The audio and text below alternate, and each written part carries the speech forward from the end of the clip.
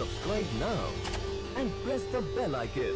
Never miss an update. जय श्री राम, हर हर महादेव। नमस्कार मित्रों, स्वागत है आप सभी के अपने इस YouTube चैनल जीवन जीने की कला में। आइए आज के इस एपिसोड के माध्यम से जानते हैं कि सीता माता से कौन सी बातें हम सभी जान सकते हैं। उनके 10 रहस्यों के बारे में जानते हैं आज हम सभी। पौराणिक काल में ऐसी कई महिलाएं हुई हैं जिन्हें हम आदर्श और उत्तम चरित्र की महिलाएं मानते हैं, लेकिन उनमें से सर्वोत्तम हैं माता सीता। जैसे श्री राम को पुरुषों में उत्तम पुरुषोत्तम कहा गया है, उसी तरह से माता सीता भी महिलाओं में सबसे उत्तम हैं। इसके कई कारण हैं, आइए जानते हैं वो 10 कारण क्या हैं और इनको कैसे हमें धारण करना चाहिए। धर्म शास्त्रों में ऐसी ही अनेक गृहस्थ और पतिव्रता स्त्रियों के बारे में लिखा गया है जो आज भी हर नारी के लिए आदर्श और प्रेरणा हैं। अनेक लोग माता सीता के जीवन को संघर्ष से भरा भी मानते हैं, लेकिन असल में उनके ऐसे ही जीवन में हर कामयाबी या गृहस्थ स्त्री के लिए बेहतर और संतुलित जीवन के अनमोल सूत्र छुपे हुए हैं कि विपरीत परिस्थितियों में आप कैसे डिसीजन ले सकते हैं। कौन है सीता के माता पिता? देवी सीता मिथिला के राजा जनक की ज्येष्ठ पुत्री थीं, इसीलिए उन्हें जानकी भी कहा जाता है। वाल्मीकि रामायण के अनुसार एक बार मिथिला में पड़े भयंकर सूखे से राजा जनक बेहद परेशान हो गए थे।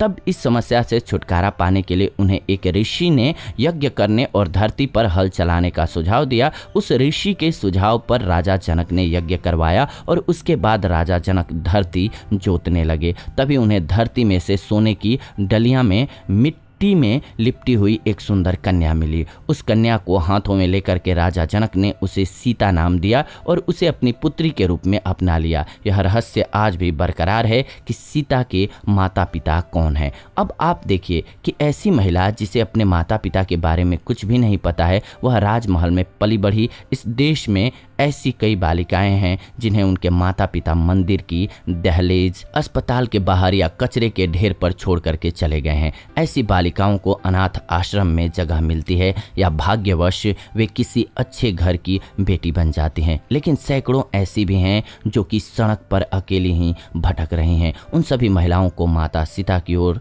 देखना चाहिए और हौसला रखना चाहिए। दूसरा, राम सीता का विवाह। यदि मन में श्रेष्ठ के चयन की दृढ़ इच्छा है तो निश्चित ही ऐसा ही होगा। सीता स्वयंवर तो सिर्फ एक नाटक था। असल में सीता ने राम और राम ने सीता को पहले ही चुन लिया था। मार्गशीर्ष अगहन मास की शुक्ल पक्ष की पंचमी को भगवान श्री राम तथा जनक पुत्री जानकी सीता का विवाह हुआ था। तभी से इस पंचमी को विवाह पंचमी पर्व के रूप में मनाया जाता है। निश्चित ही आज के दौर में किसी पुरुष में राम ढूंढना मुश्किल है, लेकिन इतना भी मुश्किल नहीं। एक पत्नी व्रत धर्म का जो पालन करे और 7 वचनों को जो गंभीरता से ले, उसी से विवाह करना चाहिए। महिलाओं को विवाह तो ऐसे ही व्यक्ति से करना चाहिए जो कि थोड़े बहुत संस्कारों का पालन करता हो और निर्व्यसनी हो। यदि महिला आदर्श पुरुष के बजाय मॉडर्न पुरुष का चयन कर रही हैं तो यह रिस्क तो है ही, साथ ही साथ वह समाज में नए प्रचलन को जन्म दे देंगी। हो सकता है कि तब जिंदगी एक समझौता बन जाए, जो कि हो भी रहा है, देख भी रहे हैं। मॉडर्नलिटी में कोई बुराई नहीं है, लेकिन कई बार क्या होता है, केवल लॉजिक वो जीवन को सही ढंग से नहीं चला पाता है। लॉजिक होना जरूरी है। जहां आपका शोषण हो रहा है वहां पर स्टैंड लेना बिल्कुल जरूरी है। और ये चीज दर्शाया है सीता माता ने अपने पूरे जीवन में कि वो कभी दबी नहीं है, लेकिन आदर किया है। ठीक उसी प्रकार से राम जी ने भी उनका आदर किया हुआ है। असाधारण पतिव्रता। जी हाँ, यह बहुत ही आश्चर्य है कि वनवास श्री राम को मिला, लेकिन माता सीता भी उनके साथ महलों के सारे सुख धन और वैभव को छोड़ करके चल दी, सिर्फ इसलिए कि उन्हें अपने पतिव्रत धर्म को निभाना था। इसलिए भी कि उन्होंने 7 वचन साथ में पढ़े थे। उस काल में वन बहुत ही भयानक हुआ करता था, वहाँ रहना भी बहुत कठिन था, लेकिन माता सीता ने राम के साथ ही रहना स्वीकार किया। निश्चित ही पति को अपनी पत्नी के हर कदम पर साथ देना जरूरी है, उसी तरह पत्नी का भी उसके पति के हर सुख और दुख में साथ देना जरूरी है। कोई महिला यदि अपने पति के दुख में दुखी और सुख में सुखी नहीं होती है तो उसे सोचना चाहिए कि वह क्या है। आदर्श और उत्तम दाम्पत्य जीवन शिव पार्वती और राम सीता की तरह ही हो सकता है। ध्यान रखें कि इसमें दोनों के लिए समान है। हमने पुरुषों के लिए भी अलग से बताया हुआ है कि उनका क्या कर्तव्य है अपनी भार्या के प्रति। ये सीता माता से आधारित है, इसीलिए इसको इस रूप में न लिया जाए कि केवल लड़कियों को या औरतों को ही ये क्यों करना चाहिए। इसके अलावा सिर्फ गृहिणी नहीं, कामकाजी भी। माता सीता सिर्फ गृहिणी ही नहीं थी, अर्थात घर में रहकर के रोटी बनाना या घर के ही कामकाज देखना, वे प्रभु श्री राम के हर कार्य में हाथ बटाती थीं। इस तरह से वे एक कामकाजी महिला भी थीं। श्री राम जहाँ रुकते थे वहाँ वे 3 लोगों के रहने के लिए एक कुटिया बनाते, खुद के कपड़े बनाते, जलाने की लकड़ियाँ इकट्ठी करते और खाने के लिए कंदमूल तोड़ते थे। तो ऐसा नहीं था कि श्री रामचंद्र जी ये अकेला करते थे, ये सभी कार्य तीनों लोग मिल करके करते थे, माता सीता और लक्ष्मण जी, यानी कि वो पूर्ण साथ दे करके कार्य भी करती थीं। इसके अलावा सीता का साहस, माता सीता का जब रावण ने अपहरण कर लिया और उन्हें अशोक वाटिका में रखा, तब इस कठिन परिस्थिति में उन्होंने शील, सहनशीलता, साहस और धर्म का पालन किया। इस दौरान रावण ने उन्हें साम, दाम, दंड और भेद तरह की नीति से अपनी ओर झुकाने का प्रयास किया, लेकिन माता सीता नहीं झुकी, क्योंकि उनको रावण की ताकत और वैभव के आगे अपने पति और उनकी शक्ति के प्रति पूरा विश्वास था। लंकाधिपति रावण ने अपहरण करके 2 वर्ष तक माता सीता को अपनी कैद में रखा था। इस कैद में माता सीता एक वाटिका की गुफा में राक्षसिनियों के पहरे में रहती थीं। सीता का विश्वास, हनुमान जब लंका में अशोक वाटिका पहुंचे तब वे भगवान श्री राम की जो अंगूठी लाए थे वह सीता को दी। सीता माता बहुत खुश हुई। उन्होंने अपने कष्ट को व्यक्त किया और आशंका और निराशा भी जताई कि इतना विलंब कैसे हो गया राम को आने में, नाथ कहीं भूल तो नहीं गए मुझे। सीता के मन की ऐसी स्थिति जानकर हनुमान ने कहा कि राम को आने में थोड़ा विलंब हो रहा है माता, यदि आपको लग रहा है कि वे समुद्र पार कर पाएंगे या नहीं तो मैं आज ही आपको लेकर राम जी के पास चलता हूँ। हनुमान जी ने उन्हें अपनी शक्ति का भरोसा और परिचय दिया। सीता हनुमान जी की शक्ति को देखकर आश्वस्त हो गईं और समझ गईं कि यह वानर तत्क्षण ही मुझे राम के पास ले जा सकता है। इसके बाद भी सीता जी ने कहा कि राम के प्रति मेरा जो समर्पण है, जो संपूर्ण त्याग है, मेरा पतिव्रता का धर्म है, उसको ध्यान में रखकर मैं राम के अतिरिक्त किसी अन्य का स्पर्श नहीं कर सकती। अब राम यहाँ आएं, रावण का वध करें, जो उसके लोग हैं उसको मारें और हमें लेकर के जाएं। राम जी मुझे मान मर्यादा के साथ लेकर जाएं, यही उचित होगा।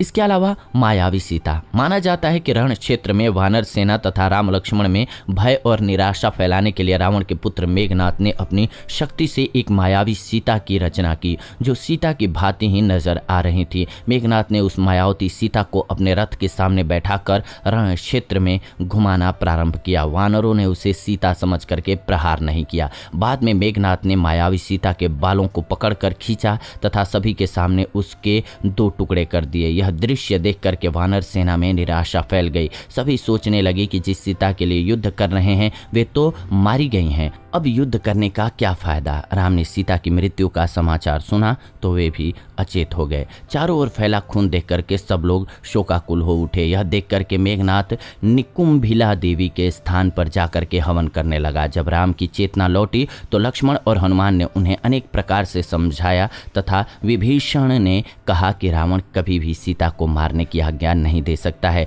अतः यह निश्चित ही मेघनाथ की माया का प्रदर्शन है, आप निश्चिंत रहिए। बाद में कुछ दिन युद्ध और चला और अंततः रावण मारा गया। सीता की अग्नि परीक्षा, सीता ने अग्नि परीक्षा दी थी या नहीं दी थी, यह सवाल अभी भी बना हुआ है। यह भी कहा जाता है कि उन्होंने अग्नि परीक्षा दी थी, लेकिन राम ने सीता का त्याग नहीं किया था। जिस सीता के बिना राम एक पल भी रह नहीं सकते और जिसके लिए उन्होंने सबसे बड़ा युद्ध लड़ा, उसे वे किसी व्यक्ति और समाज के कहने पर क्या छोड़ सकते हैं, ये सवाल है। राम जब सीता को रावण के पास से छुड़वाकर अयोध्या ले आए तो उनके राज्याभिषेक के कुछ समय बाद मंत्रियों और दुर्मुख नामक एक गुप्तचर के मुंह से राम ने जाना कि प्रजाजन सीता की पवित्रता के विषय में संदिग्ध हैं, अतः सीता और राम को लेकर के अनेक मनमानी बातें बनाई जा रही हैं। उस वक्त सीता गर्भवती थीं। राम ने सीता से कहा कि समाज में बातें बनाई जा रही हैं, सभी कहते हैं कि अग्नि परीक्षा देना पड़ेगा। माना जाता है कि राम और समाज द्वारा संदेह किए जाने के कारण सीता ने ग्लानि, अपमान और दुख से विचलित होकर के चिता तैयार करने की आज्ञा दी। सीता ने यह कहा, यद्यपि मन, वचन और कर्म से मैंने सदैव राम को ही स्मरण किया है तथा रावण जिस शरीर को उठा करके ले गया था वह अवश्य था, तब अग्निदेव मेरी रक्षा करें। और फिर सीता माता ने जलती हुई चिता में प्रवेश किया। अग्निदेव ने प्रत्यक्ष रूप धारण करके सीता को गोद में उठाकर राम के सम्मुख प्रस्तुत करते हुए कहा कि वे हर प्रकार से पवित्र हैं। इस अग्नि परीक्षा के बाद भी जन समुदाय में तरह तरह की बातें बनाई जाने लगीं। तब राम के समक्ष फिर से धर्म संकट उत्पन्न हो गया। वाल्मीकि आश्रम में सीता जब गर्भवती थीं तब उन्होंने एक दिन राम से एक बार तपोवन घूमने की इच्छा व्यक्त की, पर राम ने वंश को कलंक से बचाने के लिए लक्ष्मण से कहा कि वे सीता को तपोवन में छोड़ आएं। हालांकि कुछ जगह उल्लेख है कि श्री राम का सम्मान उनकी प्रजा के बीच बना रहे, इसके लिए उन्होंने अयोध्या का महल छोड़ दिया और वन में जाकर के वे वाल्मीकि आश्रम में रहने लगीं। वे गर्भवती थीं और इसी अवस्था में उन्होंने अपना घर छोड़ा था। वाल्मीकि आश्रम से सीता ने लव और कुश नामक 2 जुड़वा बच्चों को जन्म दिया और व्यवहारिक रूप से सोचें तो सीता जी ये नहीं चाहती थीं कि उनके बच्चों के बीच भी ये बातें आएं। अगर वो जंगल चली गईं तो इस वजह से, आश्रम की वजह से उन तक वो बातें नहीं आ पाईं, तो उनका कॉन्फिडेंस रहा कि वो बाद में बड़ी बड़ी लड़ाइयाँ भी जीतते गए। लेकिन स्टार्टिंग में अगर उनके भी कान में ये बातें पड़ती अपने माता पिता के संबंध में जो कि लोग कर रहे थे, तो उन पर नकारात्मक प्रभाव पड़ता। इसलिए भी सीता ने साहस से बड़ा डिसीजन एक लिया था। सीता की मृत्यु। माता सीता अपने पुत्रों के साथ वाल्मीकि आश्रम में ही रहती थीं। एक बार की बात है कि भगवान श्री राम ने अश्वमेघ यज्ञ का आयोजन किया। उस यज्ञ में वाल्मीकि जी ने लव और कुश को रामायण सुनाने के लिए भेजा। राम ने दोनों कुमारों से यह चरित्र सुना। कहते हैं कि प्रतिदिन वे दोनों 20 सर्ग सुनाते थे। उत्तरकांड तक पहुंचने पर राम ने जाना कि वे दोनों राम के ही बालक हैं। तब राम ने सीता को कहलाया कि यदि वे निष्पाप हैं तो यहाँ सभा में आकर अपनी पवित्रता प्रकट करें। वाल्मीकि सीता को लेकर के सभा में गए। वहाँ सभा में वशिष्ठ ऋषि भी थे। वशिष्ठ जी ने कहा, हे राम, मैं वरुण का 10वां पुत्र हूँ। जीवन में मैंने कभी झूठ नहीं बोला। ये दोनों तुम्हारे पुत्र हैं। यदि मैंने झूठ बोला हो तो मेरी तपस्या का फल मुझे न मिले। मैंने दिव्य दृष्टि से उसकी पवित्रता देख ली है। सीता हाथ जोड़ करके नीचे मुख करके बोली, हे धरती माँ, यदि मैं पवित्र हूँ तो धरती फट जाए और मैं उसमें समा जाऊँ। जब सीता ने यह कहा तब नागों पर रखा एक सिंहासन पृथ्वी फाड़ करके बाहर निकला। सिंहासन पर पृथ्वी देवी बैठी थीं। उन्होंने सीता को गोद में उठा लिया। सीता के बैठते ही वह सिंहासन धरती में धंसने लगा और सीता माता धरती में समा गईं। हालांकि पद्म पुराण में इसका वर्णन अलग मिलता है। पद्म पुराण की कथा में सीता धरती में नहीं समाई थीं, बल्कि उन्होंने श्री राम के साथ रहकर सिंहासन का सुख भोगा था और उन्होंने भी राम के साथ में जल समाधि ली थी। इन बातों का निचोड़ यही है कि आज की स्त्री भी सीता के पावन चरित्र की तरह ही सेवा, संयम, त्याग, शालीनता, अच्छे व्यवहार, हिम्मत, शांति, निर्भयता, क्षमा को जीवन में स्थान देकर के कामकाजी और दाम्पत्य जीवन के बीच संतुलन के साथ सफलता और सम्मान भी पा सकते हैं। जैसे श्री रामचंद्र जी भगवान थे लेकिन नर रूप भगवान थे, तो कष्ट उनको भी झेलना पड़ा। माता सीता को भी कष्ट झेलना पड़ा। तो ये एक शाश्वत सत्य है मानव जीवन का कि दुख और सुख जीवन में आता रहता है, लेकिन उस समय में अपने आप पर संयम रख करके कैसे हम जीवन को बेहतरीन ढंग से जी सकते हैं और किस परिस्थिति में क्या डिसीजन लेते हैं, इसी से हम पहचाने और जाने जाते हैं। और ये एपिसोड बनाने का हमारा उद्देश्य मात्र इतना ही है कि इससे हम सभी प्रेरणा ले सकते हैं। बहुत सारे लोग हैं जो भगवान नहीं मानते हैं, तो उनके लिए भी कम से कम जीवन को तो सभी मानते हैं सत्य, जीवन हमारा सत्य है। तो इसमें जब डिसीजन लेने की